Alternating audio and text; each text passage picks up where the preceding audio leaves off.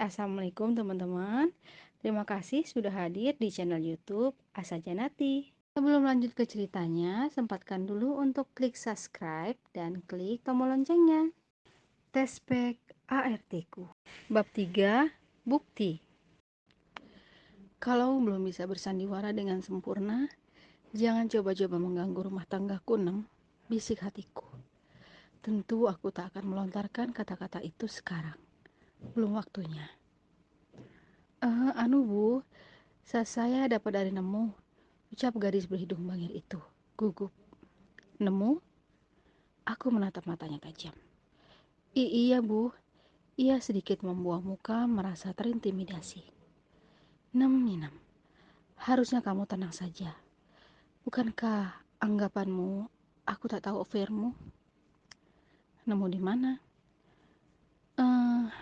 Inem berpikir lama. Kamu kenapa, Nem? Tanyaku datar, tapi dengan tatapan curiga. Apa, Nem? Mas Angga yang sudah di dalam rumah datang menghampiri. Oh, itu punya temanku, Ma. Ketinggalan di mobil kali, ucap Mas Angga santai. Oh iya, maksud Inem nemu di mobil. Inem pikirkan nggak dipakai bapak, jadi Inem mau pakai buat di kamar mandi Inem, jawabnya. Ia melepas napas terlihat lega. Waduh, kayak kurang sabun aja kamu, Nem, pakai barang ginian. Stok sabun, odol di lemari juga kan banyak. Tinggal ambil aja loh, Nem. Aku tertawa kecil, berusaha menghilangkan ketegangan hatinya yang tadi sengaja aku buat. Iya, Bu. Selamat, Nem. Kali ini kamu lolos. Akting dan kecerdasan Mas Angga memang tidak bisa diragukan lagi.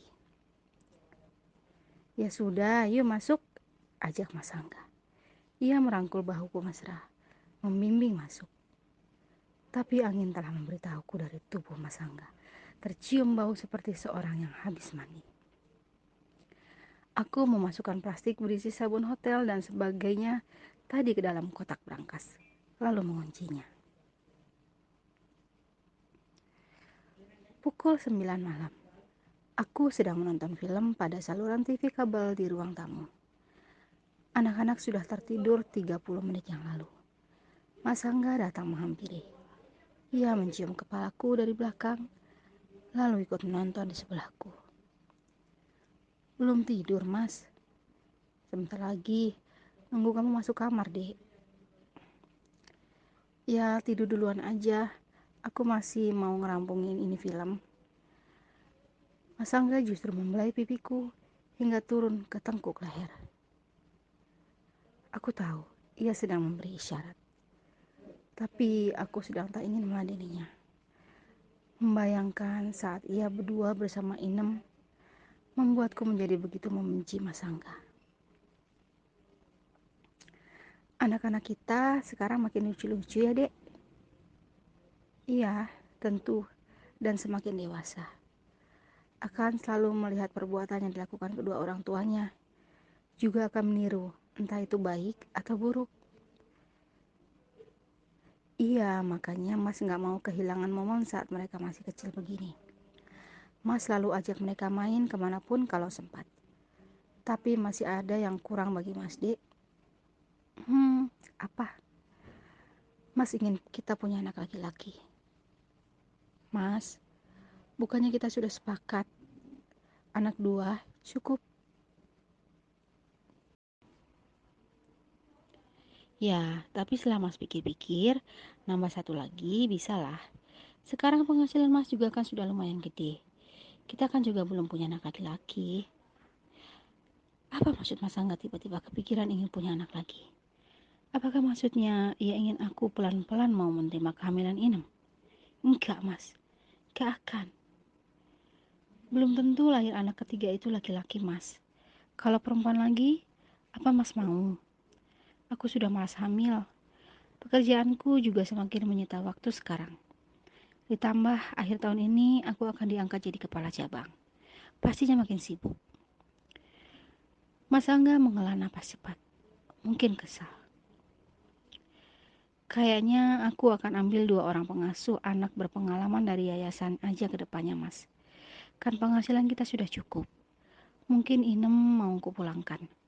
Biar anak kita makin pinter kalau yang jaga adalah orang yang selain bisa mengasuh, merawat, juga bisa mendidik. Mas Angga sedikit bereaksi, tapi aku yakin dia kaget. Hanya saja tak ingin aku curiga. Mas rasa Inem cukup pintar ngajarin anak kita, Dek. Kasihan kalau dia nggak salah apa-apa dipulangkan. Kalau mau, cari satu lagi aja yang seperti Inem, tapi yang pulang pergi. Nah, kalau gini, Mas setuju. Kenapa, Mas? Mas keberatan Inem aku pulangkan. Aku menatapnya tajam. Ia belingsatan, tapi mencoba tenang. Ya bukan gitu, Dek. Inem kan sudah lama di sini. Sudah cocok dengan anak-anak. Kasihan anak-anak kalau harus pisah dengan Inem. Kamu yakin banget, Mas, kalau Inem sangat cocok sama anak-anak? Anak-anak aja dilantarkan gitu di arena bermain kemarin. Dia berani-beraninya menitipkan anakku sama orang lain yang gak aku kenal. Dan itu lama loh, Mas. Kamu gak cek kemana saja dia? Atau jangan-jangan dia pergi sama kamu? Aku menatap tajam mata Mas Hangga sekali lagi. Ku tatap lama dan ku cecar dengan pertanyaan seperti itu. Mas Hangga gugup. Ia lekas membuang muka ke arah televisi di hadapan kami. Kan sudah Mas bilang, Masnya meeting sama rekan bisnis. Ya mungkin benar deh dia ke toilet. Namanya juga orang sakit perut kan? Kamu yakin dia pergi ke toilet? Nggak ke tempat lain? Kamu yakin, Mas? Pertanyaanku sudah bukan lagi menekannya, lebih ke mengintimidasinya. Kamu ini kenapa sih, Dek? Kok marah-marah? Mas Angga mulai emosi. Ya jelas marah. Kata kamu Inem nggak salah. Jelas-jelas salah. Nggak tanggung jawab sama tugasnya. Udahlah, aku akan pulangkan dia, Mas. Klotak. Dari arah belakang ada suara benda jatuh. Sontak aku menyibak tirai kaca. Inem sudah berdiri di belakang kami dari jarak 2 meter. Lalu dia masuk kamar dan menutupnya dengan keras. Tuh dek, Inem marah. Maksud kamu, kalau Inem marah kenapa? Kamu kok kayak takut, Mas? Aneh kamu. Aku terus mencoba memancing reaksi lelaki di sampingku. Aku tahu dia sudah tidak fokus. Pertama, dia emosi tidak jadi dapat jatah dariku malam ini. Kedua, dia kaget melihat gelagat Inem marah. Karena pastinya dia juga tidak akan dapat jatah dari Inem. Sementara aku, bukan hanya saat ini tidak akan memberikan jatah itu padanya. Mungkin selamanya. Sampai aku berhasil menunjukkan semua bukti, lalu menggugat cerai. Ya, untuk apa meladeni lelaki pezina yang hukum Islamnya jelas? Dirajam 100 kali hingga ia mati. Aku ingin lihat bagaimana reaksinya nanti. Karena aku tahu persis dia lelaki yang hampir tiap malam meminta. Aku sudah hilang selera menonton. Ku matikan televisi. Lalu masuk kamar, tidur memeluk anak-anak. Pukul 1 malam, aku terbangun. Lagi terdengar suara-suara yang membuatku membuka mata tiba-tiba. Entah belakangan ini mungkin tidurku tak nyenyak, sehingga mudah sekali terbangun. Aku bangkit berjalan ke bedroom untuk buang air kecil. Kulirik kasur di sebelahku. Mas Angga tidak ada. Tidak ada atau memang sedari tadi belum masuk kamar. Aku keluar kamar. Sampai di depan pintu, samar-samar aku mendengar tangisan. Siapa tengah malam begini ada wanita menangis? Kutajamkan pendengaran. Sepertinya dari arah ruang makan. Apakah Ina menangis? Lekas aku berjalan ke arah suara tangisan. Benar, suara itu datang dari kamar Inem. Inem sedang menangis. Ada suara seorang laki-laki di kamar itu. Terdengar seperti sedang menenangkannya. Jantungku berdenyut kuat. Aku tak berharap itu suara Mas Angga. Kulangkahkan kaki perlahan. Di depan pintu kamar Inem, kulihat pintu terbuka sedikit dan lampu masih menyala. Kudajamkan pendengaran kembali. Kamu yang sabar dulu, Nem. Hentikan tangisanmu. Mas kan juga sedang berusaha. Berusaha kan gak langsung sekali jadi. Butuh waktu. Jangan sampai kamu nangis, nanti ada yang bangun.